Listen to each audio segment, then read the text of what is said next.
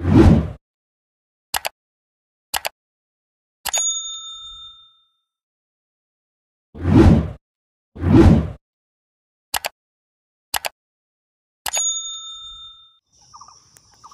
গুরু বন্দে পুরুষোত্তমম।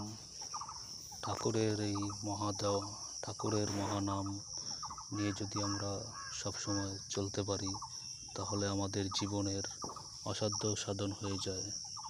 ঠাকুর ঠিক যেভাবে যেভাবে বলে দিয়েছে, আমরা যদি সেভাবে চলার চেষ্টা করি, চেষ্টার ফলে আমাদের চলনটা সেরকম আস্তে আস্তে তৈরি হবে। তাহলে আমাদের জীবনের সমস্ত দুঃখ আস্তে আস্তে সুখে পরিণত হয়। ঠাকুর আমাদের যে বাঁচার বিধান দিয়েছেন, সকালবেলা ঘুম থেকে উঠে ইষ্টভীতি, তারপরে প্রার্থনা করার পরেই সকালে থানকুনি পাতা খেতে হবে গুড় দিয়ে। তা খাওয়ার ফলে আমাদের জীবনে বড় কোনো অসুখ করতে পারে না সহজে।